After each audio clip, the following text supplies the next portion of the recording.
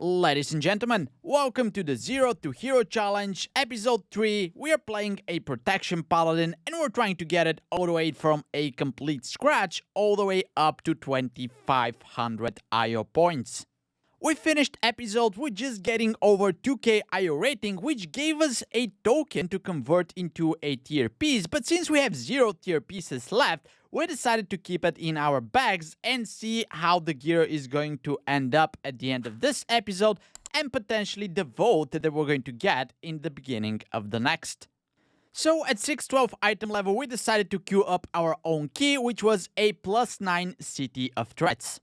We got a sussy healer who managed to die to a frontal on the first pulls, and we got a bunch of gear DPS, although one of them was a DK who queued up as a tank and then later switched to do damage. So we get to the first boss, and mind you, this is the first time that I'm tanking this on a higher key than a +2. First tank buster, first death to the tank. Good job, Uvi. Luckily, of course, we had a battle res which I took, and I did manage to press my defensive buttons from here until the end of the fight. But of course, that was a good wake-up call in the beginning of the dungeon. After that, it actually started to go much smoother, including the second boss, which was surprising to me considering that the healer didn't look that well on a paper. But after the second boss, I was not exactly clear how much I can afford to pull. And I might have gotten an extra pack here that I shouldn't have, but I knew I have to do a lot of percentage in this area, and I was just about to press my bubble when I just dropped that. Now, obviously, I am under gear, but that was just lack of experience because I didn't know how much damage I can take, I didn't know how many of the debuffs I can stand with, and I could have definitely pressed my bubble just a fraction of a second earlier and I would have been fine. But the takeaways here are you can definitely go slower, especially when you're learning. And you can also probably find routes that are more friendly to a beginner tank instead of second guessing yourself and not being sure exactly how much you can pull on every pack. And somehow that was the last death that we had in this dungeon. We played very good on the third boss, on the last boss. The healer managed to keep up with the damage. And if we didn't have those couple of stupid mistakes that I did, we could have probably even two-chested this key, but we missed that with a minute or so. We did time the 9 though, which means that we probably don't have to come back here for the 2500 IO to be achieved at all, which is quite welcome because I don't like this dungeon. And then the DK actually trades us a hero track shoulders to replace our champions one, and we can probably also catalyst them for tier as well.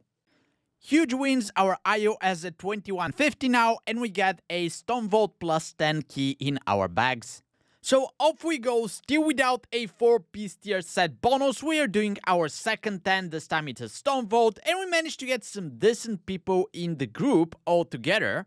And I actually wanted to split the first pool because I was scared I'm just gonna drop dead, but they kinda made me pull everything so they can actually lose that pool, and we would have the loss for the subsequent bosses as well. So with it actually went pretty smoothly. They melted the trash very quickly. I managed to use my cooldowns correctly. I didn't even have to bubble. So very happy with the start, no deaths, but of course from tank perspective, the hardest part was yet to come. Towards the end of the first boss, I managed to run out of cooldowns, so I had to bubble one of the tank busters.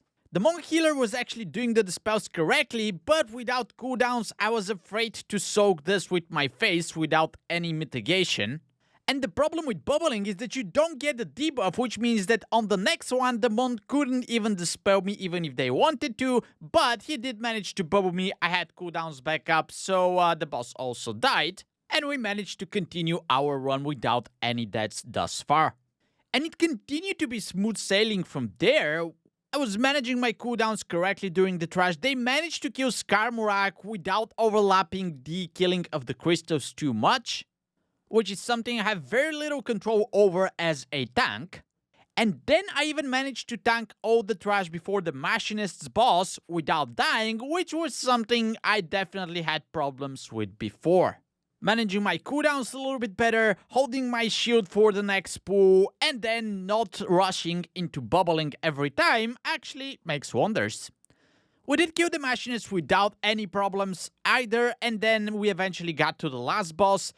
easily killed that as well, so we finished the dungeon 2-chesting with 0 deaths. And considering that this is just our second +10 ever, and the first one that we actually managed to time, I couldn't be more happier with the results. We got 100 IO points, one of the more difficult dungeons out of the way, and we got a pair of hero track gloves, which means that now we can catalyze that along with the shoulders, and we would be rocking at least a 2-piece bonus. Maybe that would help a little bit with our DPS, which didn't look amazing in this key, but everyone was pretty geared, so obviously we wouldn't look good compared to them. And we did manage to finish the dungeon without dying and without killing anyone, which was a big step in a positive direction. For the next key, we didn't want to queue up our Siege of Borales +12, so we ended up going into a +10 Arakara in a group that looked a little bit sussy. It actually did pretty well. We managed to kill the first boss with only 1 dead, but then I didn't exactly know how to pull the area on the right side after that. I made a huge mess out of it, pulling into the patrol, turning my back to mobs, dying very quickly, so that was the first wipe of this run. I did manage to redeem myself later on. I pulled much smaller and we managed to kill this in 2 or 3 pulls, which was fine. But then we got to the second boss and everybody just started dying to frontos, to the dots. I was trying to help with healing as much as I could, but there's only that much that I could have done. We had the total of 5 deaths throughout this fight. We didn't wipe, we had 2 battle reses, but at the end we did finish the boss with only 3 people alive.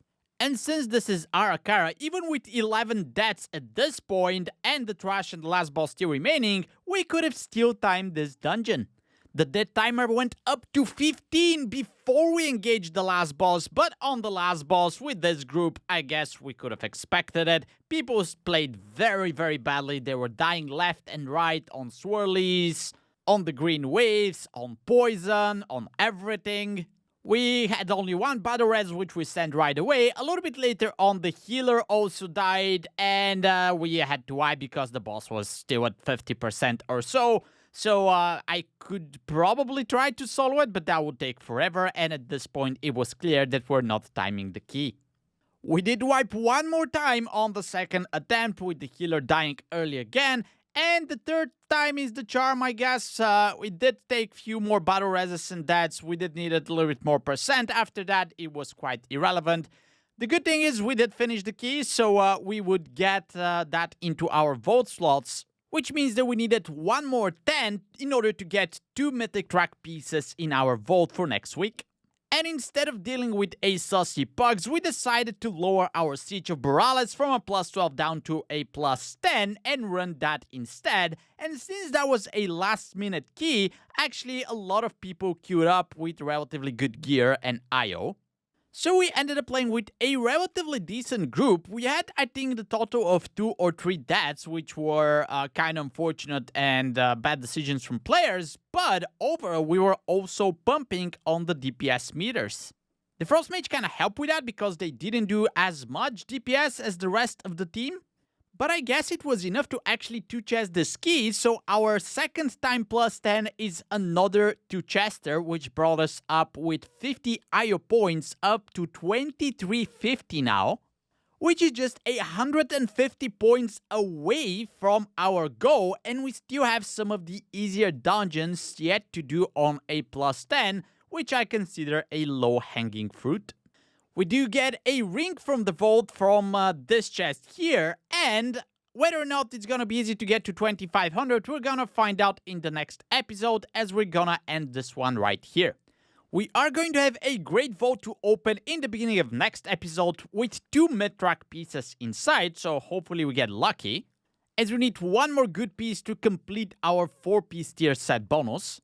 And then, who knows, just a few more keys and we could be at 2500 just like that. So thank you very much guys for watching. You can check the full-length episode in the description below. I'll see you guys in the next one. Now get out of here.